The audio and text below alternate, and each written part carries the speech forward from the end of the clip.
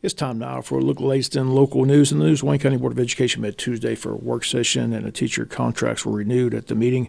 Under personnel, the entire list was released. Other personnel approved Tuesday include certified recommendations: Mabry Copeland, Jesup Elementary; Spencer Schumann, Jesup Elementary; and Skylar Tilacdol, Jesup Elementary for the year 2021-22. Certified transfers: Tommy Adams goes from Arthur Williams Middle School to the high school next year. Mia Brining, Jesup Elementary to Martha Puckett Middle School. Tori Carroll, Martha R. Smith Elementary to James E. Bacon Elementary. Deandra Cooksey, Jesup Elementary teacher to Jesup Elementary instructional coach, and Julie Lane, Arthur Williams Middle School to Wayne County High School.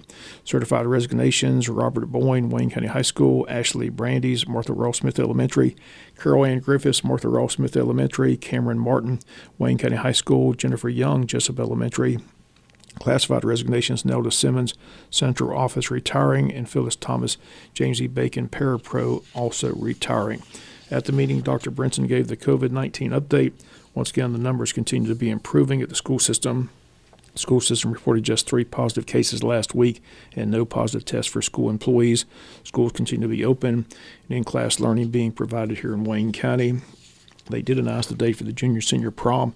That's going to be set for April 24th. The prom will be outside this year at JC Stadium, as they'll follow safety protocols, asking kids to wear a mask and social distance.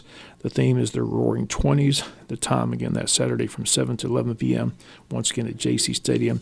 This year's junior-senior prom, again, Saturday, April 24th. We'll be back with more news after this word from our sponsor of the commercial messages, so please stay tuned. In other news, Georgia's top judge has cleared the way for jury trials in the state of Georgia to resume immediately as long as adequate precautions against the spread of the coronavirus are in place. An order signed Tuesday by Georgia Supreme Court Justice Harold Milton extends the statewide judicial emergency resulting from the pandemic, but allows courts to call new jurors and hold jury trials. Milton suspended the jury trials when he first declared a statewide judicial emergency nearly a year ago. Back on March 14th, he lifted that suspension in October, but reinstated it on December 23rd because of a surge in coronavirus cases.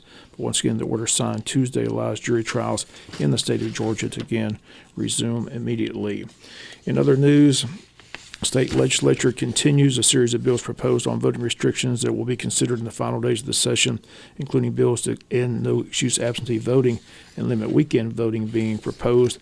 Efforts to tighten Georgia's election rules don't end there, as legislators also considering measures that would further curtail the availability of absentee and early voting. In all, 12 bills survived Monday's deadline for legislation to clear either the House or Senate, but there's little overlap between the election initiatives sought by each chamber. Main issue that both the House and Senate agree upon is a plan to require more ID from absentee voters. They would have to provide a driver's license, an ID number, or copy of other identifying documents. Other voting proposals will now be up for debate by different legislators with their own priorities. Some may not clear or pass until the General Assembly takes their final votes on March 31st. Voting right advocates are against lawmakers passing bills that would create hurdles for voters. Former President Jimmy Carter weighed in, urging state legislators to preserve absentee voting. Carter says he's saddened and angry about bills filed in response to last year's presidential election, the first one a Republican had lost in Georgia since 1992. Carter, a Democrat, says many of the proposed bills are reactions to allegations of fraud, which Carter says there was simply no evidence of. In fact, refuted by various audits, recounts, and other measures. Carter says many of the proposed bills are rooted in partisan interest, not in the interest of all Georgia voters. Again, the Senate's most comprehensive measure, which is Senate Bill 241, goes beyond requiring excuse and ID for absentee voting. Legislation would also create a hotline to the Attorney General's office to report election irregularities, ban Fulton County's early voting buses, give the General Assembly the power to throw out emergency elections policies set by the State Election Board, and to require county election officials to continuously count ballots until they are finished, even if it takes days. Once again, all these bills being proposed and debated, and the question is which bills will survive and pass into law and which will simply not even see a vote. Again, it will all be finalized on March 31st. We'll be back with some final news notes after this word from our sponsor of the commercial messages, so please stay tuned.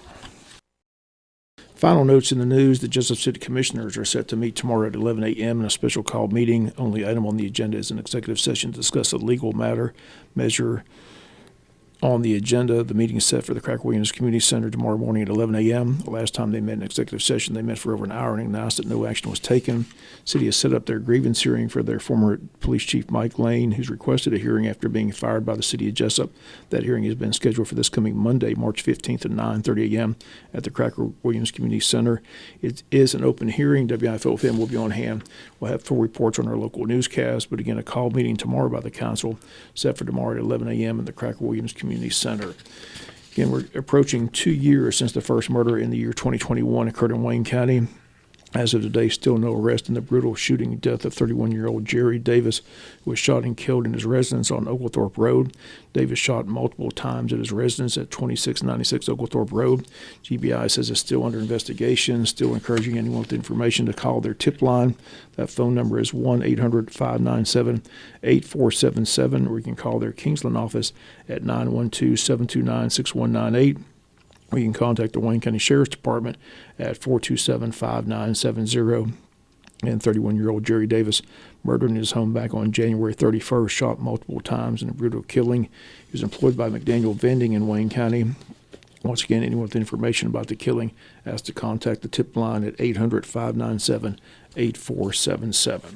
That's going to do it for latest in local news. Sports comes your way in a few minutes. Bob Morganson, have a great day.